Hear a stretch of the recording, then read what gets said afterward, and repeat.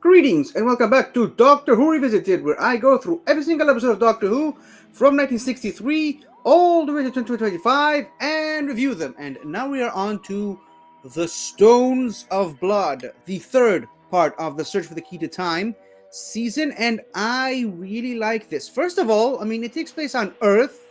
So, yeah, with all this galaxy hopping through time and space, it's nice to know that one of the segments for the Key to Time was on Earth. Sort of. It just happened to be on Earth while the Doctor and Romana were investigating. But that's, neither here nor there. I really like this episode. I really enjoyed it. It's one of those Doctor Who episodes that really subverts your expectations. So yeah, we start with the Doctor and Romana searching for another piece of the Key to Time. And first of all, I really do appreciate the reminder of the warning, beware the Black Guardian, at the start of the episode. Because I said this, I think, at first, on the first episode, that the White Guardian made it look like the Black Guardian is really going to be looking for the Doctor and trying to stop him, but he doesn't really show up until like the final episode of the season. So it's been speculated that maybe the main villain of the character of this episode was an agent of the Black Guardian. But even if she wasn't, it's nice to know that the White Guardian is still out there, still watching and still warning the Doctor about the Black Guardian. I like that bit of continuity and connective tissue. And more so, I like that now the Doctor has actually essentially told Romana the truth behind what their mission is and where are they really going, and that she wasn't actually sent by the President of the High Council like she thought, but really by the White Guardian, who can change form to anything he likes at will. And that really just sets the tone for the rest of the episode. And they land on Earth somewhere, completely out of the way, nothing too.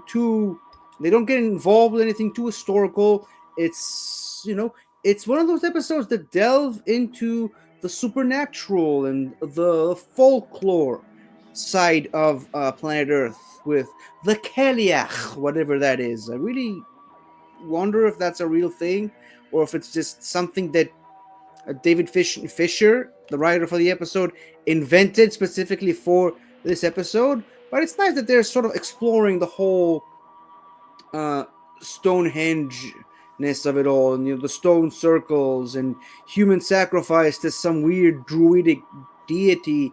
First of all, the disguise, the suit, the costume for the Keliach, such as it is, I think it's really well made. All with all the feathers and the bird-shaped head and whatever. I really like that. It looked really nice, until later along you discover that not all is as it seems, and as you progress through the story, you really do start to uncover more of the mystery, layer by layer, piece by piece. Turns out that not only is Vivian Faye the Keliach, as well as all the female owners of that mansion who conveniently had their portraits removed from the walls, but she's also an intergalactic fugitive, and there's a spaceship right on top of the stone circle, and that's when the entire episode completely shifts gears, and I love it. I absolutely love it. I love when Doctor Who episodes do that. It's like you think you're exploring you think the episode's about one thing, and then it just pulls the rug under your feet and lets you know that no, it's actually a completely different thing. And it's really that balance, that beautiful balance between the supernatural, superstitious stuff mixed in with sci-fi elements. And it only just goes to show you how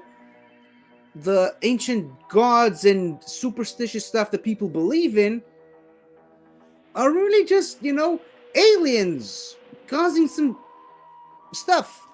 I almost said a bad word there.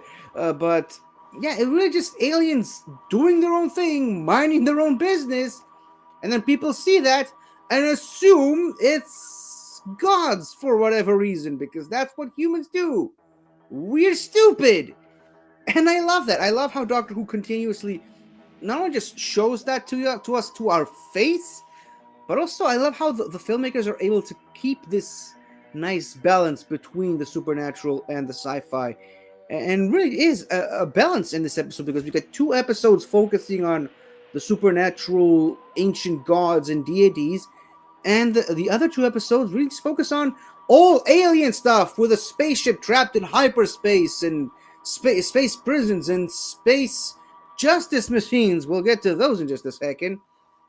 But overall, I think what really mainly sells this episode is how it manages to look grand in scale without really having too much in it. I mean, how many characters are in this episode?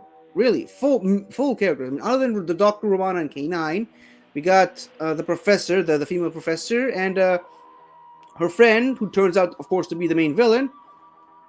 And then there's that one mustache guy that dies, and his girlfriend, wife, whatever she is. Turns out they're really not that important in the grand scheme of things, in the overall story. It's really just, you're focusing on the main professor character and her friend, who turns out to be the villain. And I love how they're able to keep this at such a low stakes that eventually becomes high stakes throughout the episode. Now, zooming into focusing on some of the characters, I really do like the continuing trust between the Doctor and Romana. Obviously, I mentioned earlier that he trusted her now enough to tell her about the White Guardian, but that trust is really put to the test when an image of the Doctor, not the Doctor himself, but an image of the Doctor, a fake image, pushes Romana off a cliff, and that's one of the cliffhangers, essentially making it literally a cliffhanger, which I kind of like that. But I think the main standout for this episode is K9. I love K9 in this episode. K9 is really on point. We really do see how essential he is as a character, both in computing complex and complicated computations. Can't believe I just said all that. That's a mouthful. But also on the offensive, like he attacks the Ogre. And I really do love the Ogre. The Ogre are one of the things about this episode that, as silly as they are and as goofy as they look, as ridiculous of a concept as it is, I love it. I love the Ogre. And I love the idea that there's stones that essentially come to life when they come into contact with human blood, or essentially putting a new spin on the whole human sacrifice and pouring blood on a stone as a gift to the gods or whatever. Essentially, you're literally bringing this creature to life and telling it to attack people by spilling blood.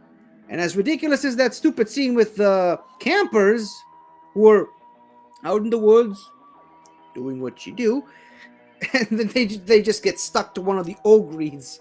And as ridiculous as that scene is, if you didn't have, the only reason that scene works is because you have the prior context of knowing about the Ogre. And they really do set up the Ogre to be this terrifying menace in the episode. I mean, it's a stone. How do you kill a stone? It charges at you, crushes everything in its path, and if you actually physically touch it, it absorbs all the blood in your body. So how do you stop that? And that is really when K9 becomes super essential, and K9 gets thrashed in this episode. And I just love that moment with the Doctor and Romana having to fix K9, having to contemplate whether or not they have to disconnect him or disassemble him. And full disclosure, I actually watched this episode on the 5-year anniversary of my dog dying, on the 5-year anniversary of when we were forced to put her down. So this episode had extra special meaning to me on a personal level. So yeah, I loved K9's inclusion in the episode, and I loved how they found a clever and creative way to fix him in such a way that they didn't need to disassemble him. And I love how he continued to contribute throughout the remainder of the episode. And again, it's something I said about the previous episode is I love how they're putting this emphasis on K9's batteries. That like he's not a special magical tool that solves every problem they run into. No, he has limits. He can actually run out of steam, to put it another way. So I love the continuing focus on K9, and more to the point, I love how the writers right now are in a point where they actually want to write scenes for K9. Whether in previous season you had certain episodes where they just had to write K9 out of the story because it didn't fit their vision of what the story should be, and subsequent stories, but particularly in this season we see it a lot.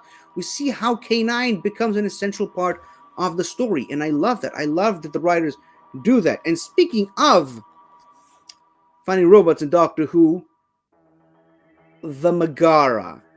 I love the Megara. That is another one of those classic villains that I wish they brought back for the modern series. And they kind of eventually have to, because of how the episode ends. They still have unfinished business with the Doctor, and the Doctor did say that he sent them away in such a way that they could come back. So where's the Megara? I want some more of the Megara. But yeah, I can just watch. I love that episode of them just arguing with each other about the Doctor's trial. And oh my goodness, that Doctor's... There's a reason why they brought that stupid wig back in the Star Beast for the 14th Doctor, because of how iconic this scene is. And the Doctor having to defend himself and doing all this legal gymnastics and running around all the stuff. And again, always with the Doctor, there's always a secondary motive. Yes, he's trying to save his own life from being destroyed by the Megara, but also he wants to know who Vivian Faye is and who her true identity is. That eventually ended up being essential, not just in saving his life, but also stopping her. And how do you make the Megara that much more powerful? They dismantle the Ogre pretty quickly. They turn one of the Ogres into dust with a thought. And that really does echo back into that line previously in the episode where the Doctor says that one of the Justice Machines decided that the entire court was out of order and they blew up the whole galaxy. It's like, these are tiny microscopic creatures that, fly around. How can they destroy an entire galaxy? Well, apparently they can, because that is justice, according to them. So yeah, loved the Megara, loved the Ogre. I think this episode really did an outstanding job with the monster design, the creature design. And yeah, I will give props to the final form, I guess, for Vivian Faye. I can't remember her name at the moment. But yeah, I love how all these different elements came together. And oh yeah, by the end, they suddenly remembered that, oh yep, oh, yoink, that's the segment for the Key to Time, the necklace that she was wearing at the end of the episode. So yeah, and I love how, yes, the main point of this season is the search for the Key to Time, but it more and more, it really does feel like the way these episodes are written, it's just, they can still function as Doctor Who episodes. They just have to find a way to shoehorn that segment for the Key to Time into the story without taking over the story completely. And I think this episode does it very well. Not as well as the next episode we're going to talk about, which is one of my favorites. And I think it's actually my favorite of the season, but that's neither here nor there, because, I got to rewatch it again so I can talk about it. So why don't I just do just that and leave you with my thoughts on the Stones of Blood. A solid episode. By the way, if you consider all the different stories of Doctor Who as, these serialized arcs, Stones of Blood is actually the 100th story of Doctor Who. Again, if you're still using that serialized format. So yeah, milestone episode for sure.